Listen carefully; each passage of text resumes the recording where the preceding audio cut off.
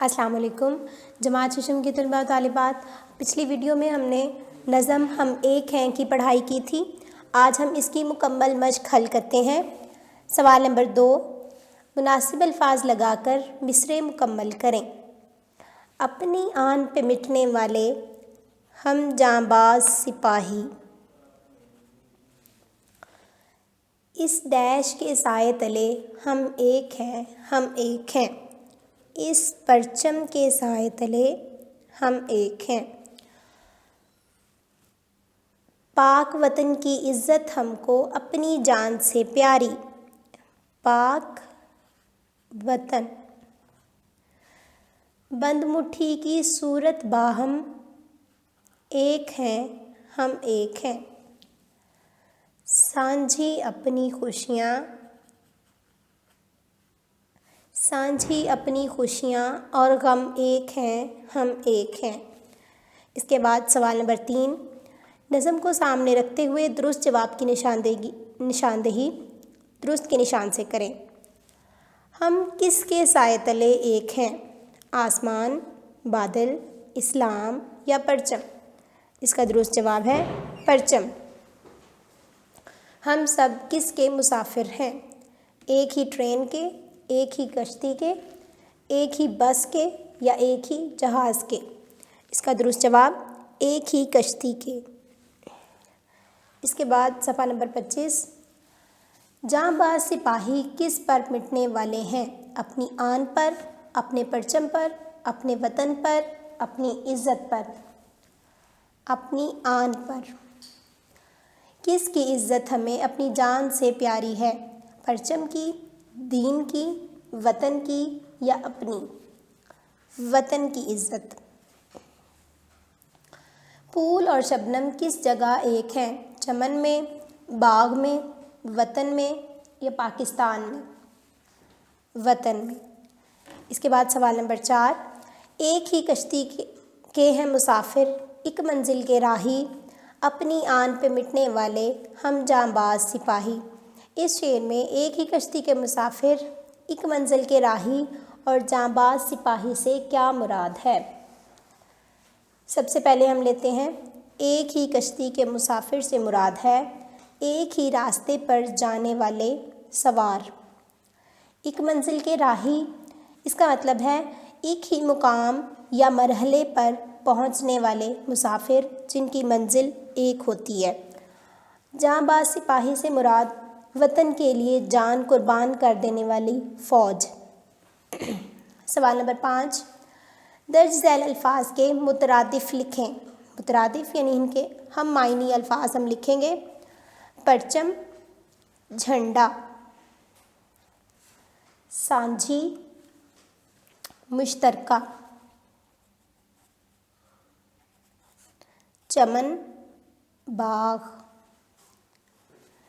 گگن، اس کا مترادف لفظ ہے آسمان، راہی یعنی مسافر، جانباز، سپاہی یا اس کا بہادر بھی آ سکتا ہے، آن، عزت۔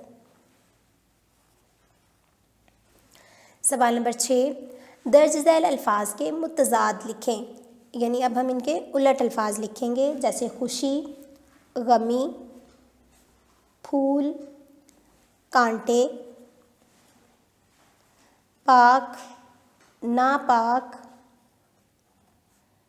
عزت، ذلت، تلے، اوپر، سایہ یعنی دھوپ۔ سوال نمبر 7، درج ذیل الفاظ کا تلفظ اعراب سے واضح کریں۔ سب سے پہلا لفظ جانباز، اس میں جیم کے اوپر زبر، نون کے اوپر جزم، بے الف با کے اوپر زبر اور زے کے اوپر پھر جزم آئے گی۔ اس کے بعد اگلا لفظ عزت، عین کے نیچے زیر، زے کے اوپر شد اور زبر اور تے کے اوپر جزم۔ اس کے بعد منزل، میم کے اوپر زبر، نون کے اوپر جزم، زے کے نیچے زیر اور لام کے اوپر جزم. اس کے بعد سپاہی، سین کے نیچے زیر، پے کے اوپر زبر، ہے کے نیچے زیر.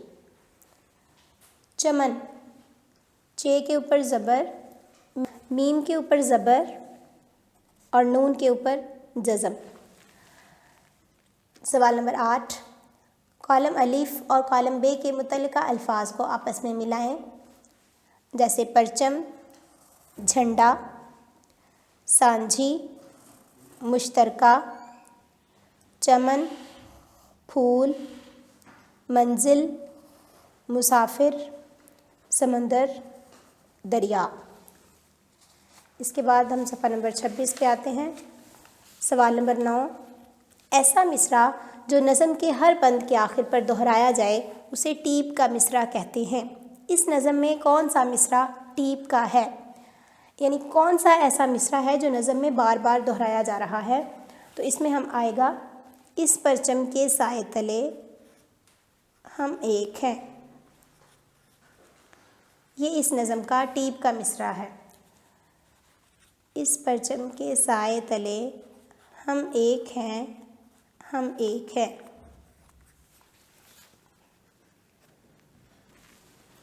اس کے بعد سوال نمبر 11، درج ذیل الفاظ کو اپنے جملوں میں استعمال کریں. سب سے پہلا لفظ دھارے. اس کا جملہ ہم بنائیں گے، تمام دریاؤں کے دھارے سمندر میں جا کر گرتے ہیں. چمن، ہمارا وطن ایک چمن کی طرح ہے. شبنم، صبح کے وقت پھولوں پر شبنم کے قطرے موتیوں کی مانند دکھائی دیتے ہیں. آن، پاکستانی اپنے وطن کی آن پر جان قربان کر دیتے ہیں. جماعت ششم کے طلباء و طالبات، ہم نے نظم ہم ایک ہیں کی مکمل مشق حل کی ہے. آپ نے یہ مکمل نظم اپنی کاپی کے اوپر لکھنی ہے اور اس کو اچھے سے یاد کرنا ہے. اللہ حافظ.